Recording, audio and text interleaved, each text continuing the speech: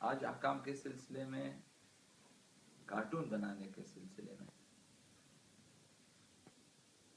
چند مسئلے، البتہ چند فتاوے مختلف فقہا کے. تو سب سے پہلے اصل مسئلے کو آپ کی خدمت میں بیان کروں. اشخاص کے کارٹون بنانا، اشخاص کا کارٹون، جبکہ اس کارٹون سے وعلیکم السلام اشخاص کو تکلیف ہوتی ہے اور موجب اذیت و آزار اشخاص ہیں، اس صورت میں کیا حکم ہے؟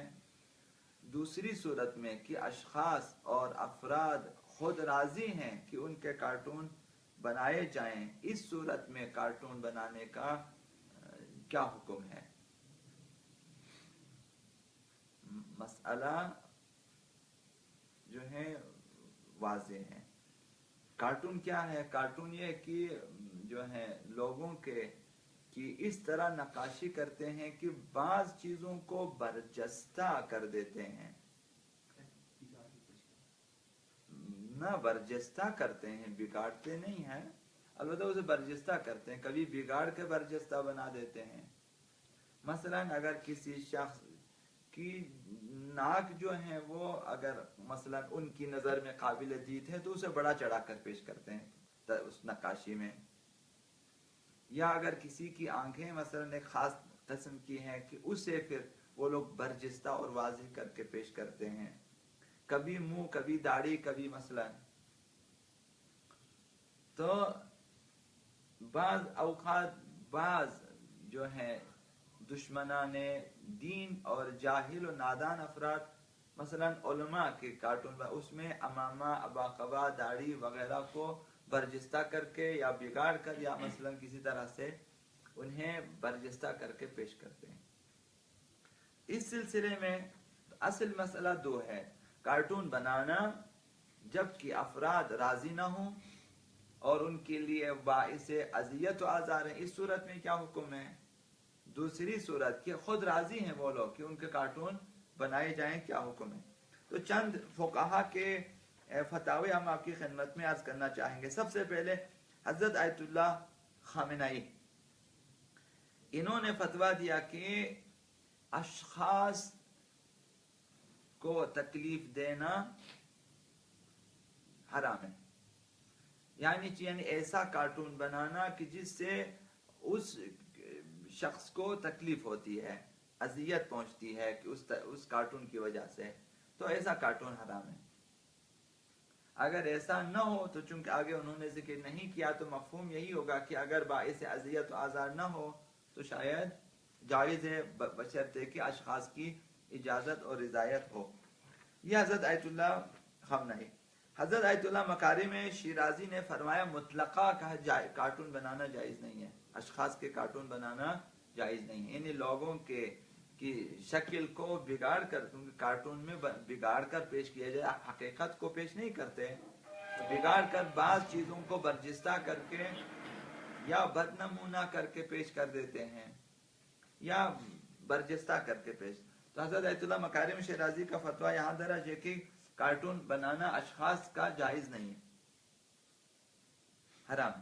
کارٹون صرف نقاشی میں یا مثلا اگر کمپیوٹر میں بعض ایپس اس میں ہم اگر صرف تصویر کو ڈالیں تو وہ خود اس کو اسکیچ کے فارم میں اشخاص کے کارٹون بنانا ہے، چاہے آپ اسے ایپس کے ذریعے بناتے ہیں، چاہے آپ اپنے ہاتھ سے بناتے ہیں، چاہے آپ جو ہے کسی کو جو ہے لکڑی کو تراش کے بناتے ہیں، آپ کی مرضی ہے. کارٹون بنانا اگر آپ تراش خراش کر مثلا لکڑی پتھر وغیرہ کے گش کے بناتے ہیں تو مجسمہ سازی کے ساتھ ساتھ کارٹون بنانے کا بھی گناہ ہے.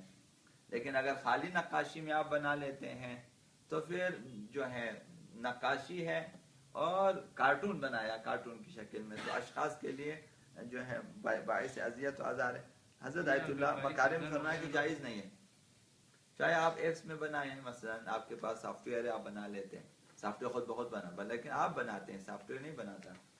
سافٹ ویئر کو بھی کسی نے دیا اور آپ استعمال کرتے ہیں. نئی لک دینے کے لیے ایک نئی طرح سے پیش کرنے کے لیے. میں کارٹون کی بات کروں. اصل مسئلے کو آپ یہاں سے اگر نکل جائیں کوئی اور مسئلہ ہے تو وہ الگ مسئلہ ہے.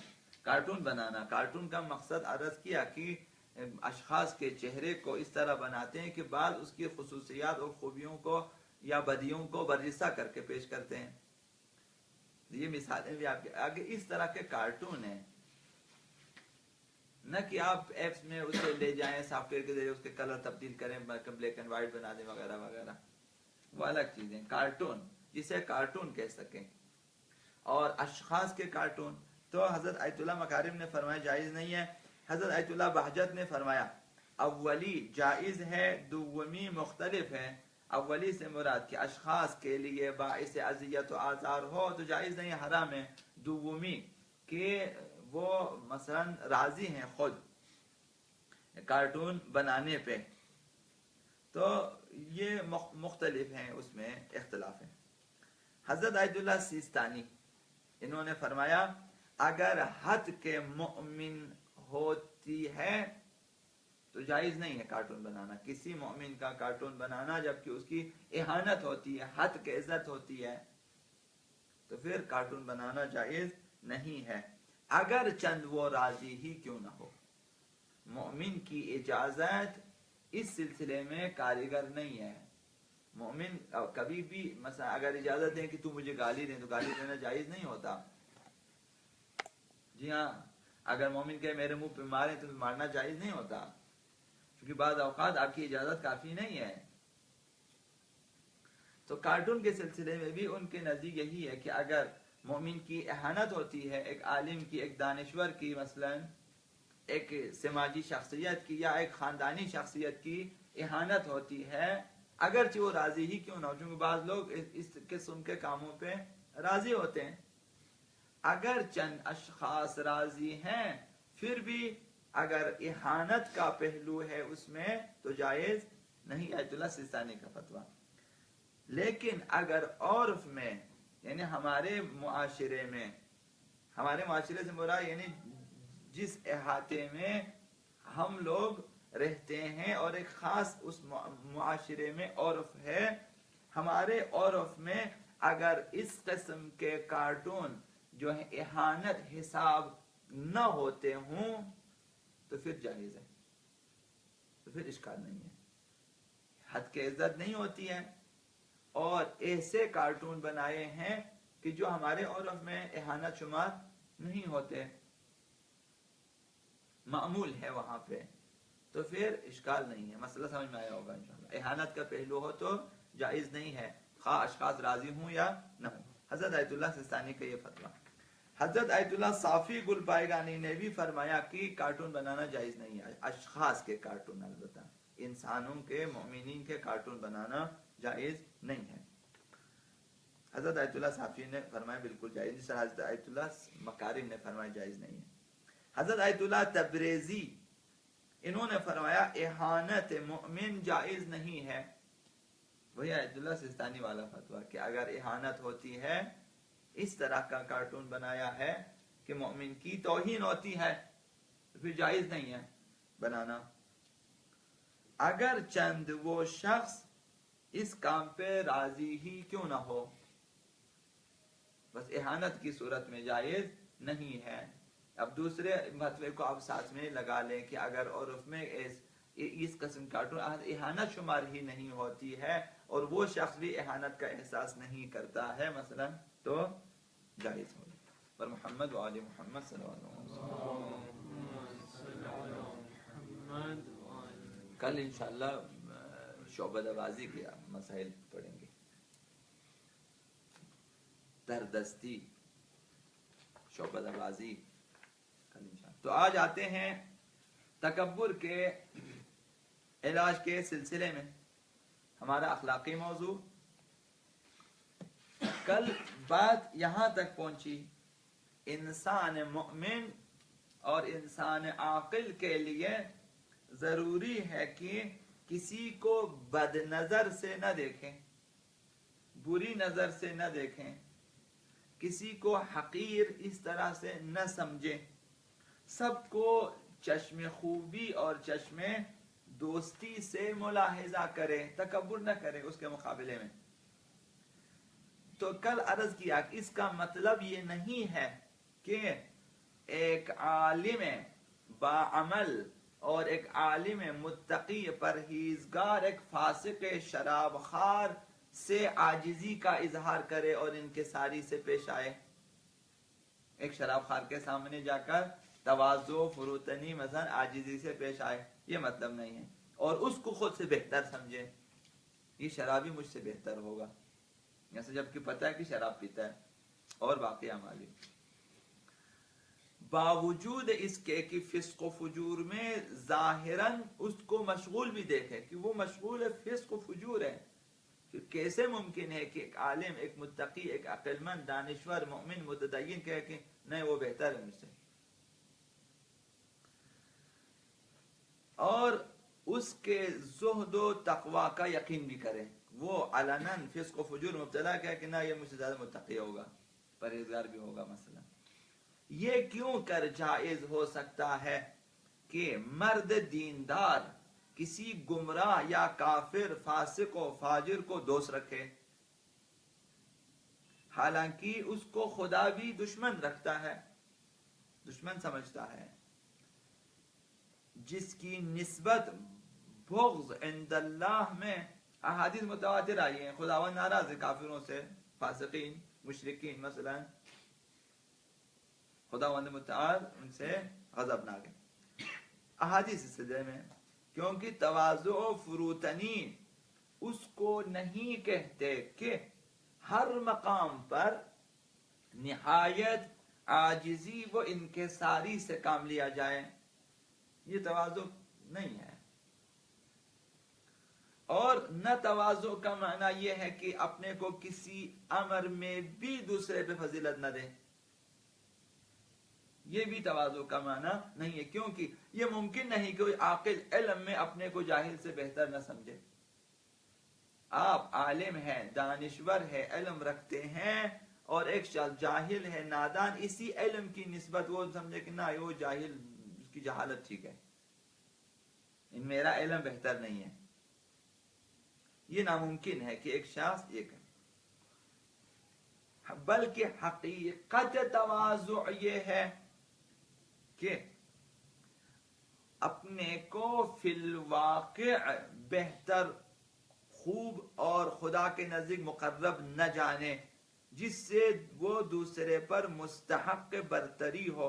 یہ حقیقت تواضع ہے. اپنے آپ کو فی الواقع، در حقیقت اس طرح کے خوب اور بہتر و برتر نہ سمجھے کہ جس سے خود کو مستحق برتری جانے دوسروں پہ. یہ تواضع مراد ہے کہ عند اللہ فی الواقع، در حقیقت، کیونکہ کسی کو نہیں معلوم. یہ جو علم میں علم بہتر ہے جہالت سے، عقل بہتر ہے حماقت سے، یہ تو ظاہراً سب کو معلوم ہے، کیسے انکار کریں. تقوی بہتر ہے فسق و فجور سے، ثواب بہتر ہے گناہ سے. آپ ثواب کرتے ہیں، وہ گناہ کرتے ہیں، کیسے ممکن ہے کہ آپ کہیں میرے ثواب اس سے بہتر نہیں، میرا علم اس کی جہالت سے بہتر، مثلا میرے تقوی اس کے فسق و فجور بہتر نہیں. تو تواضع کا معنی یہ نہیں ہے. تواضع کا معنی یہ ہے کہ در واقع عند اللہ خود کو بہتر و خوبتر نہ سمجھے. اگر خدا کے ہاں خود کو بہتر، برتر اور صاحب مقام و منزلت سمجھیں گے تو مستحق جانیں گے خود کو کہ دوسروں سے میں بہتر ہوں. یہ نہ کریں. اور اس سے تکبر کرنے والوں کے آثار ظاہر ہوں،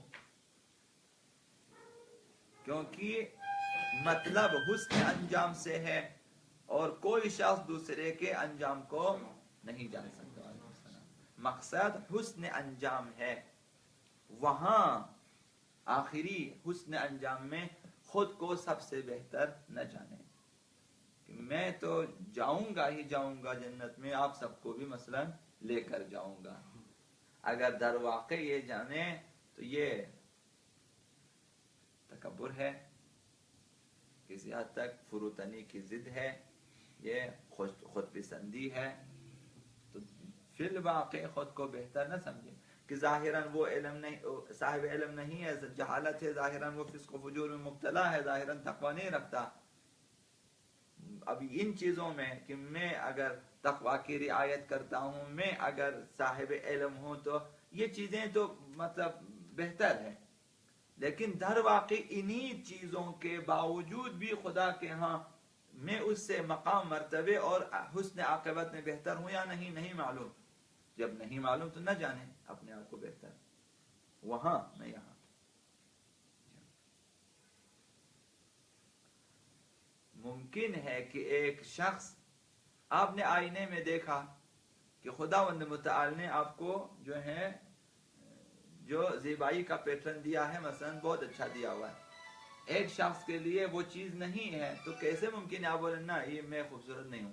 وہ ہے تو آپ انکار نہیں کر سکتے، لیکن فی الواقع وہ بہتر یا یہ میں بہتر نہیں معلوم. میں اپنی تمام تر زیبائیوں کے باوجود بھی خدا کے ہاں شاید اس سے بہتر نہ ہو. یہ صورت ہے، یہ فرق ذہن میں آگے انشاءاللہ. ایسا نہیں ہے کہ انسان ہر کسی کے سامنے جھکیں نہ جھکیں، وہ فسق و فاسق کے سامنے نہیں جھک سکتے. انہیں پھر اخیر بھی نہیں سمجھ سکتے کافر کو، کہ میں نے بغیر کہتے ہیں کہ کافر کو بھی اخیر نہیں سمجھنا چاہیے، کیونکہ ہو کس سکتا طرح ہے سمجھیں گے آپ کے وہ حقیر نہیں ہے؟ تو کیونکہ ہو سکتا ہے کہ وہ عاقبت بخیر ہو جائے ہم لوگ. وہی آئے تو انجام، حسن انجام کو دیکھیں نا، تو عاقبت کو دیکھیں، عاقبت کو دیکھیں. اگر عاقبت بخیری کے حوالے سے اگر آپ کو خبر دی ہے تب بھی آپ کے لیے خطرہ ہے. مثلا بعض اصحاب جو ہیں ان کو بشارتیں ملی ہیں، بعض اصحاب ایسے ہیں جن کے لیے حوریں جنت سے آئی ہیں، تو وہ کیا سمجھے اپنے آپ کو؟ اگر وہ یہیں پہ اس کے پیر پھسل سکتے ہیں کہ میں تو وہی جنت میرے لیے حوریں آتی، تم کون ہو؟ تو یہاں سے سارے مقامات خراب ہو جاتے ہیں. وہاں تک بھی نہیں معلوم.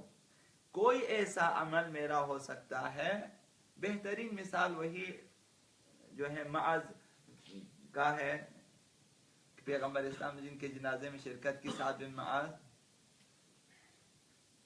پیغمبر اسلام نے شرکت کی، جبریل امین نازل ہوئے اس کے جنازے میں شرکت کی، پیغمبر قبر میں اترے، فرشتوں نے نماز پڑھی اس کے جنازے میں، پیغمبر نے خبر دی کہ اتنے فرشتے جبریل امین کے ساتھ آئے اس کی تشییع جنازہ اور تدفین کے لیے. اب وہ ماں تو خیر خوشحال ہو ہی جائے گی کہ میرے بیٹے کی سعادت کی نفس نفیس پیغمبر قبر میں، اور پیغمبر کی دعا اس کے لیے. اب فرشتے جبریل امین اولو العزم پیغمبر بھی ہے اور اولو العزم ملائکہ بھی اس کے جنازے میں ہے. اب ماں نے جب دیکھا مبارکباد دی اسے کہ آپ کو جنت مبارک ہو، ہنیئا لک الجنہ. پیغمبر صلی اللہ علیہ وسلم نے فرمایا کہ یہ فشار قبر میں مبتلا ہے. کیسے ممکن ہے کہ آپ جبریل اتنے فرشتے پھر بھی یہ فشار میں؟ فرمایا گھر میں بد اخلاق ہے. جب گھر میں بد اخلاق ہو، پیغمبر کی دعاؤں کے باوجود بھی یہ شخص عذاب قبر میں مبتلا ہو سکتا ہے. اور یہ واقعہ ایسا کمزور واقعہ نہیں، حضرت علم مظاہری نے کتاب معاد میں ذکر کیا ہے، لکھا ہے انہوں نے، تو یہ مستند واقعہ ہے. جبریل کا آنا اپنی جگہ، فشار قبر اپنی جگہ. اب گھر میں بیوی بچے ماں باپ وغیرہ سے جس قدر بد اخلاقیاں کی ہیں ان کا حساب ہوگا. تو یہ نہ سمجھے کہ سعد کہ جبریل اب تو میں جاؤں گا ہی جاؤں گا، نہ بابا ابھی آپ کے لیے فشار قبر بھی ہے. تو کیسے ممکن ہے کہ وہ دوسرے جس کے لیے جبریل بھی نہیں آئے، میں کل کوئی بھی نہیں آیا، کہ وہ مثلا وہ سمجھے کہ میں. حضرت آقا قراتی نے فرمایا کہ میں ٹیلی ویژن میں مثلا 30 سال سے کام کرتا ہوں، ایک شخص مسجد میں پیش نماز ہے، پیش نماز یہ نہ سمجھے کہ میں اس سے بہتر ہوں، اور مجھے بھی نہیں سمجھنا چاہیے کہ میں ٹی وی پہ اتنے سال کام کروں میں اس سے بہتر ہوں. نہ ممکن ہے، وہ عاقبت بخیر ممکن ہے. اگر وہ میرے کام پہ راضی ہیں، وہ میرے کام پہ راضی، تو ٹیلی ویژن نہ آنے کے باوجود وہ میرے ثواب میں شریک ہیں اگر مجھے ثواب ملا. اگر میں اس کے کام پہ راضی ہوں تو میں بغیر نماز پڑھائے میں اس کے ثواب میں شریک ہو جاؤں گا. تو کسی کو کیا معلوم کہ ایک پیش نماز بتا بھیا یہ تو میں چھوٹے مسجد کا 1.5 فٹ کی مسجد کا پیش نماز ہے، یہ کہاں تو میں کہاں. کیا معلوم ہے کہ وہ جنہوں نے عالم اسلام میں کام کیا ہے دین کے لیے، ممکن ہے کہ مختصر سی ریاکاری نے سارے کاموں پہ پانی پھیر دیا. اتنے شاگردوں کی تربیت کی. وہ میں تو یہاں سے کون کہتا ہے کہ آپ کی کلاس حقیر ہے کہ اس میں مثلا ایک طالب علم بھی اگر مثلا عرض کر رہا ہوں یہ ہر جگہ ہے کہ مدرسے والے خود کو مثلا نہ سمجھیں، چھوٹی کلاس والے خود کو حقیر نہ سمجھیں، قاری اگر 10 بندوں کو قرآن یہ تو مثلا نہ سمجھیں. ممکن ہے کہ یہی چند بچوں کو قاری نے تربیت کی ہے، یہی اس کے لیے شفاعت کے اسباب فراہم کرے اور یہ بخشا جائے، اور مدرسے کے پرنسپل نہ بخشا جائے چونکہ مثلا تکبر. لہذا تواضع و فروتنی اور یہ ہے کہ انسان فی الواقع خدا کے ہاں در حقیقت خود کو بہتر، بالاتر، عاقبت بخیر جو ہے قطعی طور پر نہ جانے. یہ کافر ہے، یہ یہودی ہے، یہ عیسائی ہے، یہ اہل سنت سے تعلق رکھتا ہے مثلا کہ یہ تو کچھ بھی نہیں میرے سامنے. یہی تکبر ہے. ممکن ہے کہ وہ بھی بخشا جائے، وہ بخشا ہے. اہل سنت بھی بخشے جا سکتے ہیں، حتیٰ یہودی عیسائی بھی بخشے جا سکتے ہیں قیامت کے دن. ممکن ہے کہ یہ شیعہ جس نے 1.25 لاکھ نعرے لگائے وہ نہ بخشے جائے. یہ کہ خود کو فی الواقع نہ سمجھیں. احسن. تو تواضع و فروتنی یہ ہے. حسن انجام کو دیکھنا چاہیے، اور کوئی شخص دوسرے کے انجام کو نہیں جان سکتا. جب نہیں جان سکتا آپ کیسے کہہ سکتے ہیں کہ وہ حقیر ہے، پست ہے.